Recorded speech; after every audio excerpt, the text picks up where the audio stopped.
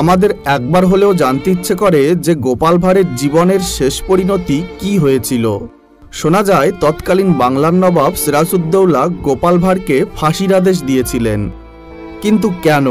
হ্যাঁ, আজ সেটাই দেখব না জানা ফ্যাক্টের এই ভিডিওটিতে। গোপাল ভাঁড় ছিলেন মধ্যযুগের অবিভক্ত বাংলার নদিয়া অঞ্চলের একজন প্রখ্যাত মনোরঞ্জনকারী। তার আসল নাম গোপালচন্দ্র প্রামাণিক। তিনি অষ্টাদশ শতাব্দীতে নদিয়া জেলার প্রখ্যাত রাজা কৃষ্ণচন্দ্রের রাজসভায় নিযুক্ত ছিলেন। রাজা তাকে তার সভাসদদের একজন হিসেবে অন্তর্ভুক্ত করেছিলেন তার রাজসভায়। কৃষ্ণচন্দ্রের রাজসভা ও জনগণের যাবতীয় বিনোদনের আস্ত একটা ভাণ্ডার ছিলেন বুদ্ধিমান গোপাল। কিন্তু এত প্রিয় মানুষ হয়েও বাংলাতে তার একসময় ঠাঁই হয়নি, বরং দেওয়া হয়েছিল ফাঁসির আদেশ। তরুণ সিরাজউদ্দৌলা ওই সময় বাংলার প্রেসিডেন্সি, বিহার ও উড়িষ্যারও নবাব ছিলেন। তার কাছের মানুষেরা যেমন মীর জাফর, ঘসেটি বেগম, জগৎ শেঠ, রায়দুর্লভ ও উমিচাঁদ সহ অনেকেই গোপনে গোপনে নবাবকে সিংহাসনচ্যুত করার অপচেষ্টায় লিপ্ত ছিলেন। তারা প্রত্যেকেই তাদের নিজস্ব স্বার্থ হাসিলের জন্য শর্ত সাপেক্ষে ইংরেজ বণিকদের সঙ্গে চুক্তি করেন। আর ঠিক ওই সময় কৃষ্ণনগরের রাজা কৃষ্ণচন্দ্রও নবাব বিরোধী এই ভয়ঙ্কর খারাপ লোকেদের বলয়ে যোগ দেওয়ার পরিকল্পনা করেন।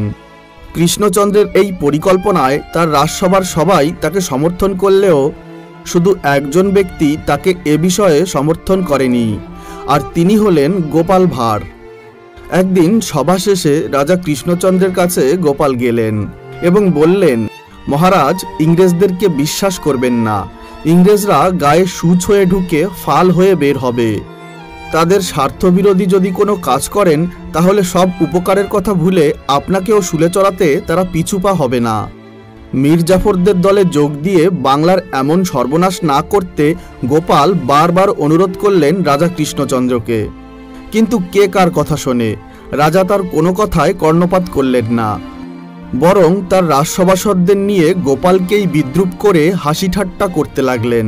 ঠাট্টা করতে করতেই কৃষ্ণচন্দ্র গোপালকে শর্ত দিলেন যে গোপাল যদি নবাবের কাছে গিয়ে মুখ ভেঙচি দিয়ে ফিরে আসতে পারে তবেই তিনি নবাবের বিরুদ্ধে কোনো দলে যোগদান করবে না।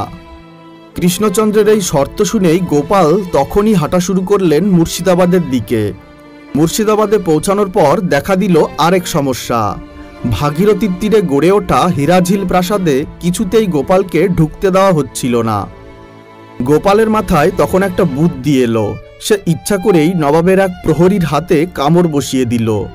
ফলে বিচারের জন্য নবাবের কাছে নিয়ে যাওয়া হলো গোপালকে। আর এভাবেই নবাবের সাথে দেখা হলো গোপালের।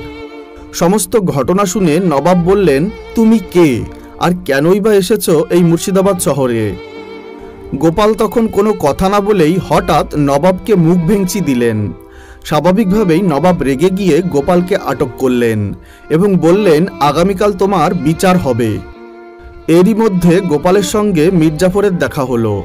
তখন গোপাল চুপি চুপি করে বললেন, আমি এসেছিলাম তোমাদের ষড়যন্ত্র ফাঁস করে দিতে, কিন্তু আমি কিচ্ছু বলবো না, কারণ এসব কথা ফাঁস করে দিলে রাজা কৃষ্ণচন্দ্রও ফেঁসে যাবে। তখন নবাব তাকে সরিয়ে অন্যজনকে ক্ষমতায় বসাবে। আমি চাই না কৃষ্ণচন্দ্র তার ক্ষমতা হারিয়ে ফেলুক। যতই হোক তিনি যে আমার অন্নদাতা।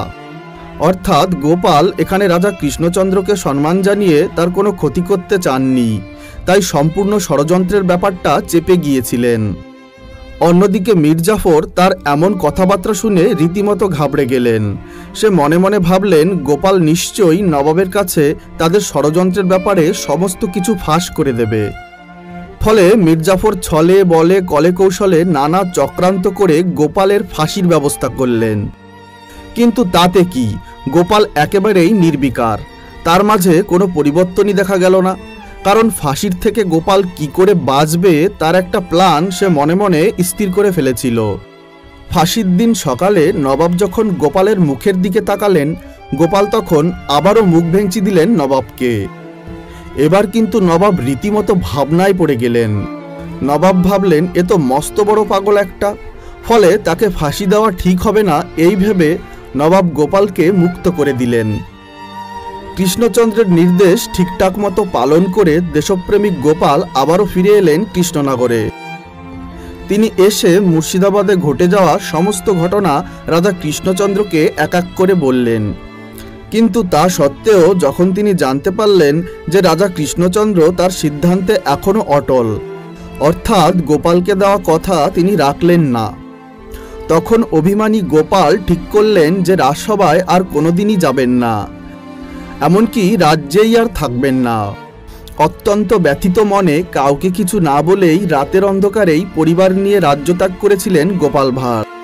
এরপর থেকে সদা হাস্যময় গোপাল ভাঁড়কে আর কোনোদিনই দেখা যায়নি।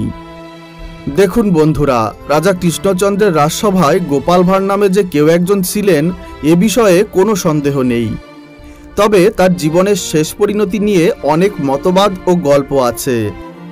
তার মধ্যে সবচেয়ে বহুল প্রচলিত যেই ঘটনাটি লোকমুখে মুখে ঘুরে বেড়ায় সেটাই আজ আমি আপনাদের সামনে তুলে ধরলাম। তো বন্ধুরা, আশা করি ভিডিওটি আপনাদের ভালো লেগেছে। আজকের ভিডিওটি এই পর্যন্তই। পরবর্তী নতুন একটি এপিসোডে আবারও দেখা হবে। ততক্ষণের জন্য ভালো থাকবেন, সুস্থ থাকবেন।